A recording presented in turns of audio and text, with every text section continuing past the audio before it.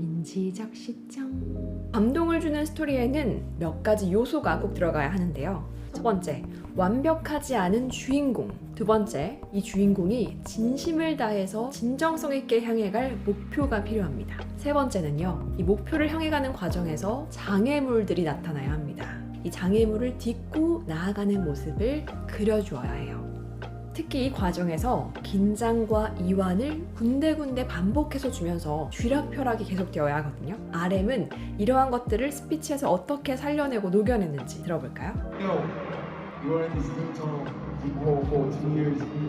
We were coming to forget the reason why we exist. And like J-Lo said, I was afraid that if we finally come back and stay again, that we might, what if people don't like us or feel us? What if I got too old to do this? Dang, it's like I was like 23 or 25. But guys, for 2 years I've been working on it. And I've been reading books. That was just for 4 nights. These 4 nights, find out that my doubt has just gone away. I've truly become a stronger, better version. How much it would take to be back on the stage. But I feel so blessed and grateful. I promise that someday we come back, I'll be even better when I'm 30 or 35 or 40. Thank you for being together for this historic moment for me in my lifetime. I forever remember this time.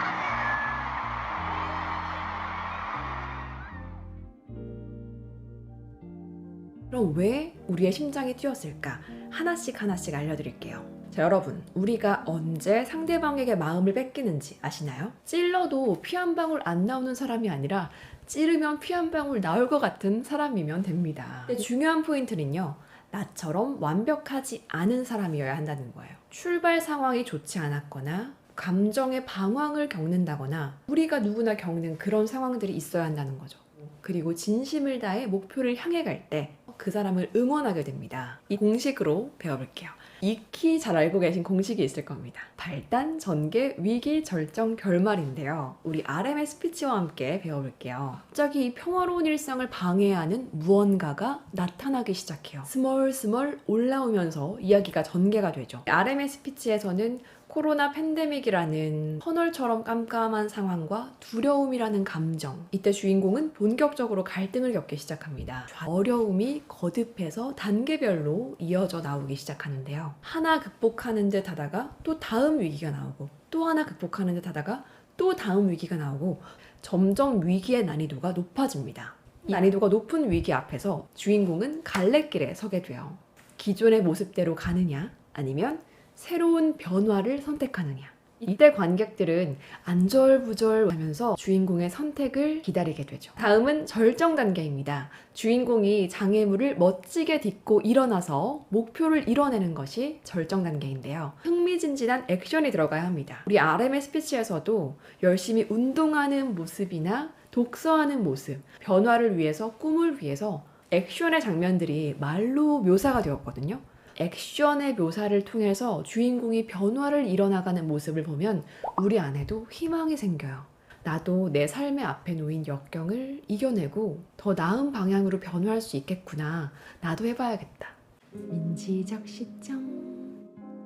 목표를 이뤄내고 절정에서 내려오면 결말이 기다립니다. 여러분들도 롤러코스터 타고 나서 느꼈던 감정 혹시 기억나시나요? 아직 나는 이게 붕 떠 있는데 냉혹한 현실로 돌아가야 한다니. 감정과 현실 사이의 괴리 때문에 내 앞에 놓인 현실이 더 차갑게 느껴질 수 있거든요. 그래서 결말에서는 반드시 필요한 게 있습니다. 따뜻한 온도의 매듭 짓기가 필요한데요. RM의 경우에도 이 클로징에서 따뜻한 온도의 매듭 짓기를 정말 잘 해줬어요. 4일의 시간을 겪었으니 약속할게요. 언젠가 저희가 다시 돌아올 거고 그때 더 나은 제가 되어있을게요. 30이든 35이든 40이든 여러분과 함께해서 행복했고 제 인생의 역사적인 밤에 함께해 주셔서 감사합니다. 모두에게 말하고 싶어요. 사랑한다고요. 여러분들도 이제 이 공식을 알았으니까 스토리텔링의 신이 될 수 있는데요. 그래도 막상 하려니까 너무 어렵게 느껴져요. 그래서 이제 접속사를 활용해서 스토리텔링 해보기. 첫 번째, 내가 할 때였어. 자, 바로 도입부죠, 도입부. 그런데 갑자기 사건이 딱 시작되는 순간, 사건의 촉발이죠. 그래서 점진적으로 갈등이 고조가 되는 순간이죠. 마침내 위기와 이 위기를 이겨낸 절정 단계죠. 그리고 그날 이후 결말입니다. 자, 여러분 아시겠어요? 내가 말 때였어. 그런데 갑자기 그래서 마침내 그날 이후 민지적 시점. 이제 후속편으로도 다양한 분들의 스토리텔링 함께 분석하는 시간 가져보도록 할게요. 구독으로 다음 이야기도 놓치지 마세요. 그럼 지금까지 민지적 시점